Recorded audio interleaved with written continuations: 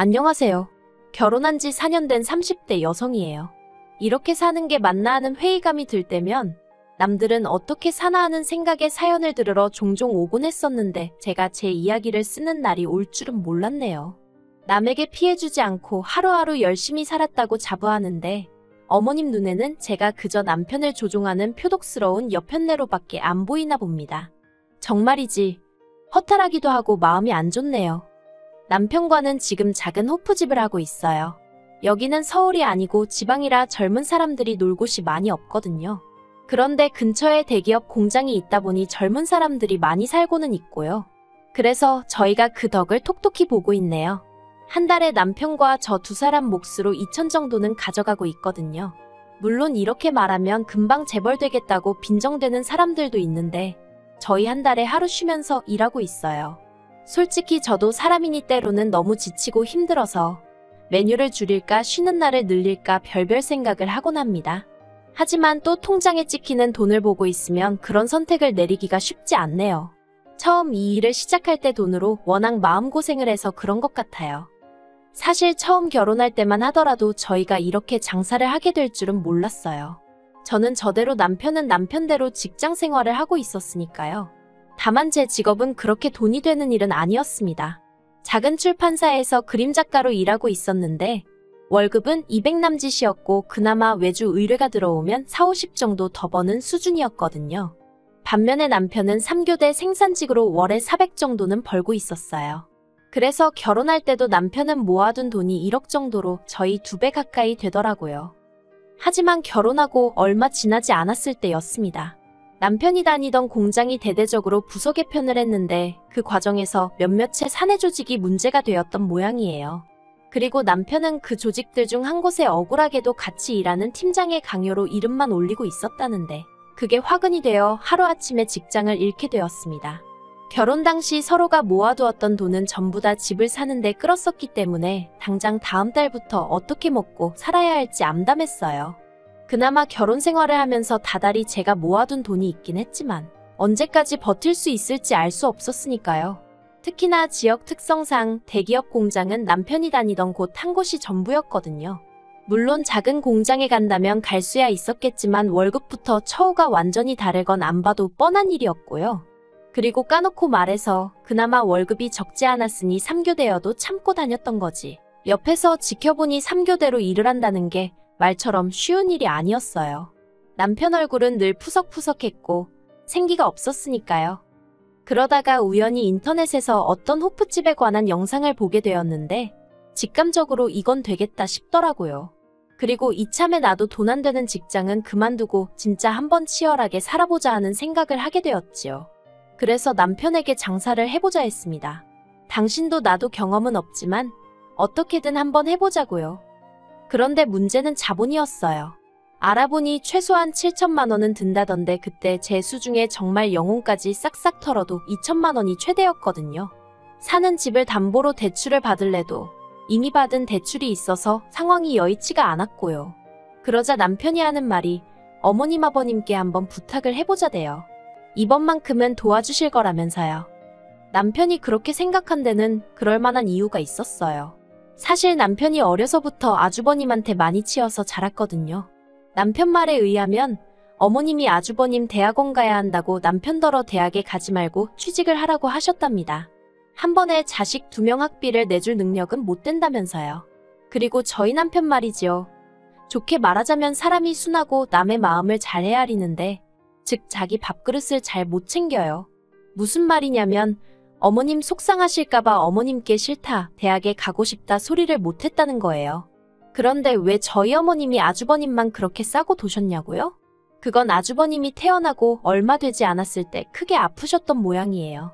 시부모님 표현을 빌자면 아주 꼼짝없이 죽었구나 싶었다나요. 아무튼 그렇다 보니 어머님이 그날부터 지금까지 아주버님 일이라면 아주 열일 제쳐놓고 나서세요. 한마디로 꼼짝도 못하시는 거지요. 그런데 대한민국이란 나라가 솔직히 대학물 안 먹은 사람이 성공하기 쉬운 곳은 아니잖아요. 한 사람의 인품이나 내면과는 상관없이 대학 간판만으로 이리저리 판단하기 일쑤니까요. 그리고 냉정하게 말해서 저 말이지요. 저는 서울에서 대학을 나오긴 했지만 그렇게 별 볼 일 있지는 않거든요. 그런데도 사람들이 제가 졸업한 대학 이름만 듣고도 대단하다며 치켜 세워주는 일이 자주 있었습니다. 그리고 그럴 때면 정말이지 부끄럽기도 하고 몸둘바를 몰라 했어요. 하지만 남편은 대학 간판이 없다 보니 구구절절 자기가 무슨 일을 하고 얼마를 벌고 설명을 해야 하는 일이 잦았고 그럼에도 불구하고 무시를 당하는 일이 종종 있었다네요. 그래서 그 일로 어머님한테 서운한 마음을 갖게 된 거고요. 아무튼 남편은 그동안 이래저래 매번 양보만 하고 살았으니 이번만큼은 자기가 한 번만 도와달라고 해보겠다대요. 처음 부탁하는 건데 설마 모른 척 하시겠냐면서요. 하지만 저는 별로 기대는 하지 않았어요. 저희 결혼할 때도 10,000원 한 장 안 보태주셨으면서 천명절에 제사비로 100만 원을 내놓으라 하셨던 분들이셨으니까요. 그리고 며칠 뒤 시댁에 갔던 남편이 아니나 다를까 아주 죽상을 하고 집에 돌아왔습니다.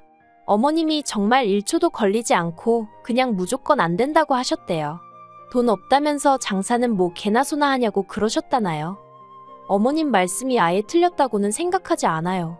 하지만 남편이나 저나 마음이 상했던 건 아무나 못하는 장사를 아주버님은 몇 번이고 했었다는 거지요. 그것도 어머님 아버님 돈으로요. 나중에서야 알게 된 일이지만 제가 남편과 결혼할 때만 하더라도 시부모님 두 분이 사시던 집은 어머님 명의로 된 자가였거든요. 그런데 언젠가 이사를 하시길래 집을 왜 줄여가시지 했더니 글쎄 아파트를 팔아서 아주버님 사업자금을 2번이나 대주셨더라니까요. 결국 저희는 친정부모님께 손을 벌렸습니다. 솔직히 친정부모님도 작은 가게를 운영하고 계시긴 했지만 노후가 완벽히 준비되었다곤 볼 수 없는 상황이었어요. 그런데 친정부모님이 선뜻 5천만 원을 빌려주시대요. 그게 가게를 담보로 했었다는 건 한참 후에서야 알게 되었고요. 이후로 저희는 정말 불철주야 열심히 살았습니다. 자기 사업하면서 고생 안 하는 사람은 없을 테니 그걸로 어디 자랑하자는 건 아니지만요. 남편은 새벽 2시까지 가게를 지켰고 새벽 5시에 다시 장을 보러 나가는 일상을 반복했어요. 저는 저대로 집안일을 오롯이 떠안게 되면서 오전 내내 집 청소에 빨래에 밀린 살림을 하고 점심부터는 남편과 함께 가게를 지켰습니다. 그러니 돈이 안 벌릴 수가 없었고 쓸 시간이 없었기에 자연스레 모이는 상황이었지요. 하루는 제가 목욕을 하다 재배를 봤는데 똥배는 온데간데 없고 소위 가죽만 남아있더라니까요. 남편 얼굴도 들여다보니 남편도 남편대로 정말 얼굴이 반쪽이 됐더군요. 정말 고생을 많이 했어요. 그리고 지난해 저희는 친정부모님께 빌린 돈도 갚았을 뿐만 아니라 가게도 확장을 하게 되었습니다. 어머님도 어떻게 아셨는지 연락을 해오셨는데 알고 보니 남편이 어머님께 보란듯이 자랑하고 인정을 받고 싶었는지 먼저 연락을 한 모양이더라고요. 그리고 그때부터 어머님의 태도가 눈에 띄게 달라지대요. 처음에 저희가 장사를 시작했을 때만 하더라도 어디 얼마나 버티나 두고 보잔 식으로 콧방귀를 뀌시던 분이셨는데 언젠가부터 일주일에 서너 번은 먼저 전화를 걸어 남편 건강을 잘 챙겨주라는 등의 잔소리를 하지 않으시나 가게 매상은 왜 또 그리 궁금해하시는지. 솔직히 저도 한두 살 어린애도 아닌데 어머님의 속내를 아예 몰랐겠어요? 순수한 마음으로 그러시는 게 아니라는 생각에 거리를 둘 수밖에 없었습니다. 그리고 그런 와중에 지난 달이었어요. 친정부모님과 모처럼 외식을 하려고 친정을 찾았는데 남편이 먼저 친정아버지 칠순 이야기를 꺼내더라고요. 당연히 저도 기억은 하고 있었고 어떻게 챙겨드려야 하나 그런 생각도 하고 있긴 했지만 솔직히 남편에게 어떻게 말문을 열어야 할지 살짝 고민을 하고 있었거든요. 그런데 남편이 먼저 친정부모님께 여행을 가고 싶으신지 아니면 뭐 필요한 건 있으신지 하고 여쭤보대요. 그러자 친정부모님께선 필요한 것도 없고 상관없으니까 신경 쓸 거 없다며 물어봐 준 것만으로도 고맙다고 웃음을 보이셨어요. 하지만 남편이 보인 반응은 생각지도 못한 것이었습니다. 남편은 그렇게 나오실 줄 알았다면서 벗어두었던 자켓을 가져오더니 그 안주머니에서 은행 봉투를 꺼내더라고요.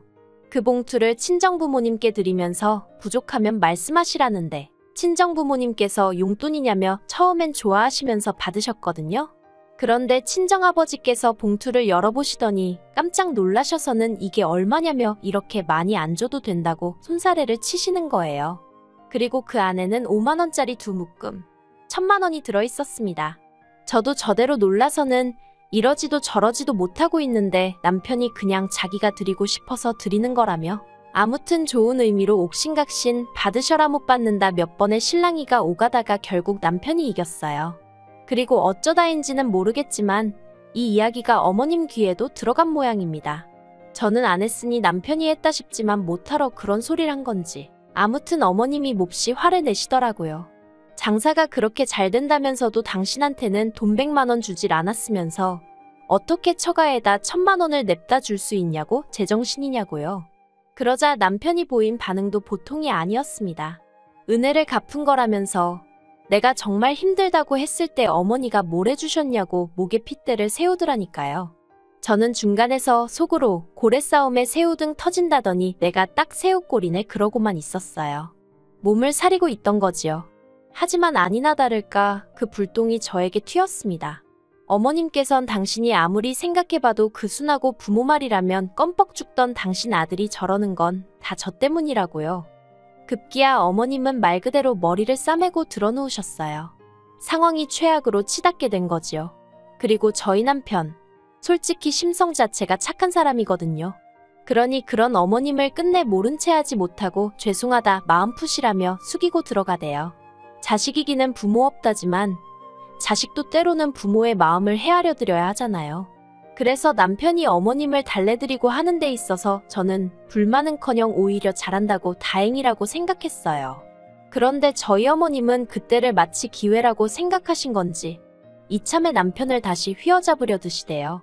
남편더러 장사하는 데서 저를 빼고 아주버님을 데리고 하라셨거든요. 제가 남편한테 나쁜 영향을 주는 것 같다면서요.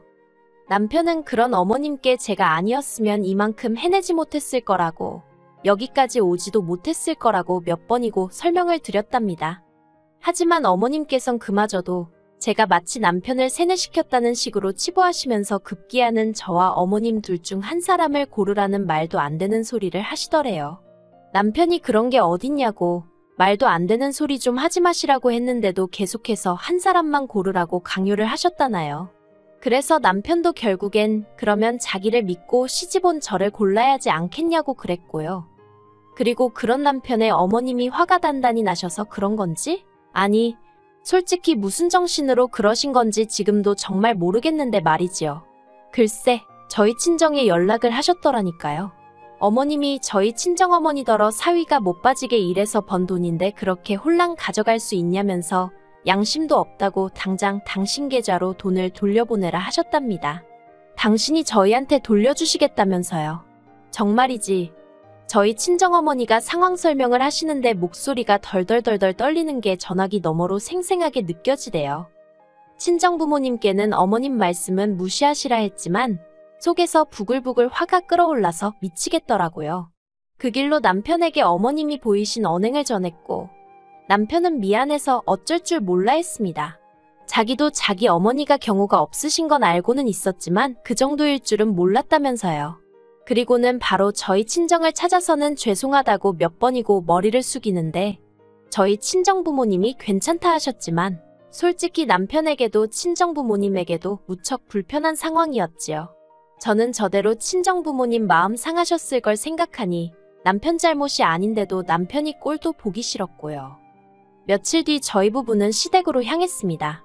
어머님께 저희 친정부모님께 경우 없이 행동하신 거에 대해서 사과해달라고 정중히 부탁드렸어요. 저희 친정부모님 마음도 상하셨고 사위로서 어머님 아들 체면도 살려주셔야 할 거 아니냐고요. 그런데 저희 어머님이 보이신 반응은 가관이었습니다. 마누라한테 눈 돌아간 자식 체면을 당신이 왜 챙겨줘야 하냐면서 그렇게는 못하신다 하셨거든요. 그러자 남편이 정말 이대로 영 끊어도 좋다는 거냐며 목소리를 높였고 어머님은 어머님대로 영 끊으려면 끊으라고 당신은 아쉬울 것 없다는 막말을 퍼부으시대요. 그렇게 어머님과 남편 사이는 틀어질 대로 틀어져 버렸습니다. 저나 남편은 그저 가게가 안정되고 먹고 살만해지면 양가 부모님 잘 챙겨드리면서 살고 싶은 마음뿐이었는데 어쩌다 일이 이 지경이 된 건지 모르겠어요.